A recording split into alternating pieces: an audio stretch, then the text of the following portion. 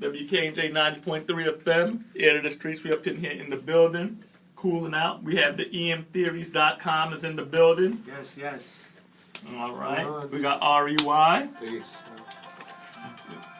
You know, we up in here holding it down, doing things. So what's been going on with you guys? Tell us about your movement. What's been happening? Our movement, basically, you know, we have a few different, you know, points of interest, but the main point is we throw on good shows, promote good events, positive energy, and just keep it flowing that way, you know, basically within the New Jersey, New York City area right now is where we're primarily working. Mm-hmm. So, you know, we just hip-hop, we buy hip-hop, R&B, whatever. So basically positive energy is what we're trying to promote. I know you got the show with Blue, and you also did the show with Joe Budden, which a lot of young ladies came out at Public Assembly in Brooklyn. Yeah. You know, because hey, I do my underground hip hop, and I'm an underground hip hop head to the end. I'm a backpacker. I even told my mom. I told my parents, if I die before them, bury me with my backpack on. At the end of the day, I like to go out and do my two-step and do my thing, you know? But, hey. Ain't nothing wrong with that. Nothing wrong with that. Hey, you'll see me in the club doing ballin', you know? Yeah, ain't nothing wrong with that. Yeah. But I understand you're a drummer as well. You do Little Graffiti every other Friday with DJ Absurd at Old Bay. I do that, you know, I also play in, you know, 7 different bands, but I mean, my main band is reggae band Judah Tribe, and we're actually going to be releasing our debut album November 3rd, and we're doing the album release party at Drum, New York City, November 3rd that night, featuring Tony Blackman. So if you love reggae, you're in New York, come out to Drum. Little Mercy, hey, all that. Nah, but all in all, I like to see how people they're in bands now, they're doing many different things. But how do you manage to have the time to stay focused on that? Well, really, the focus is that. So it's not like there's something else that I put focus on. I mean, this is my job 24/7, and when you basically put yourself in that position, then you have no choice but to focus on it. Because like I don't have a day job to go back to and be like, oh well, you know, I could do this in my spare time. It's like, no, I got to do this 24/7 because there's bills need to be paid, and also I'm doing what I love, and there's a goal I'm trying to achieve here. It's not just something I'm doing as a hobby. So, you know, I'm playing in 7 bands right now. I'm also a part of EM Theories that is, you know, doing the promotions. So it's a lot of work. It's not easy. Being a musician is not easy. Being a promoter is certainly not easy. Being both, which is two different sides of the spectrum.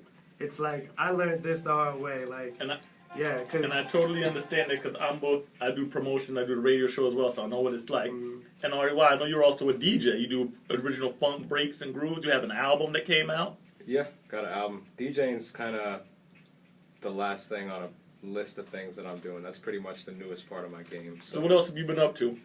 Just playing with the band. Got the 8-piece band, REY and the Invisible College. Yes. Bust out songs from my album, Proof of Giants. You know, got some other original material.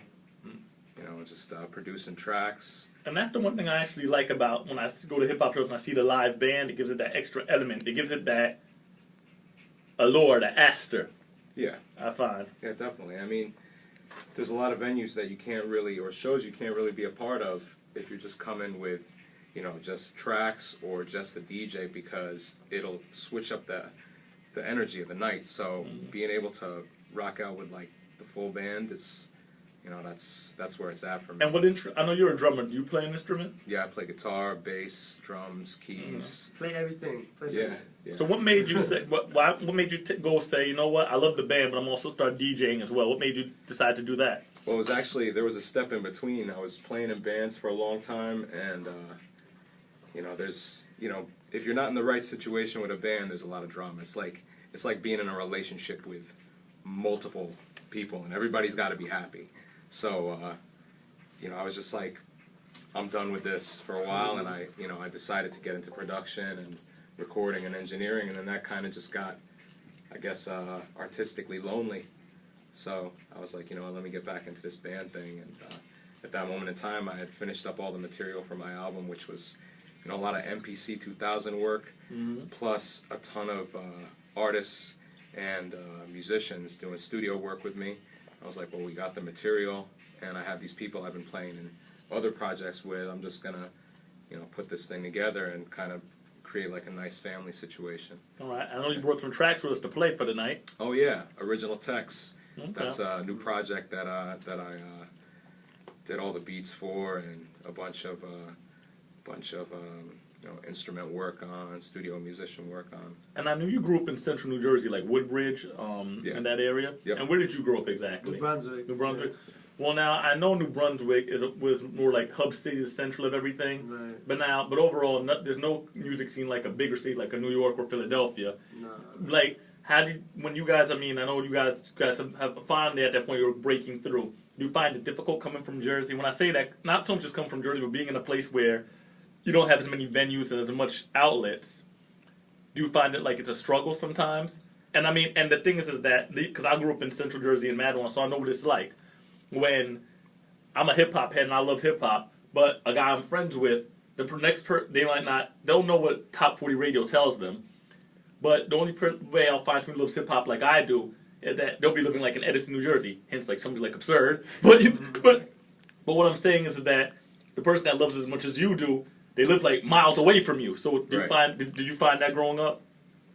In my situation, I was lucky because I had a ton of friends who were all into the same type of music as me, but I also hung out with multiple different cliques of people who were into multiple different genres and stuff, so I kind of got, exposed to all different types of stuff at all times. So, yeah, like, same, for me, I didn't find that it was difficult that I was in Jersey because we're so close, like 45 minutes away from the city, so basically, all my work is primarily in the city, and I still live in Central Jersey, so I don't see that as an excuse, or I don't get out more, or I'm not exposed because I'm in Jersey.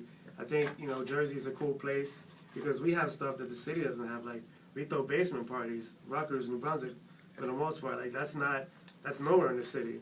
Yeah. So you can only get that out here. So we got some that we're doing here. They got what they're doing out there, and New York is really oversaturated. Everybody's coming over there for stuff. So if you can ground yourself and situate yourself and train yourself like I have in Jersey first, and then go out to the city, you're pretty much, well, with anybody in that situation, it's pretty much a good deal. So, if you can get to the city, definitely get to the city if you're doing any kind of art.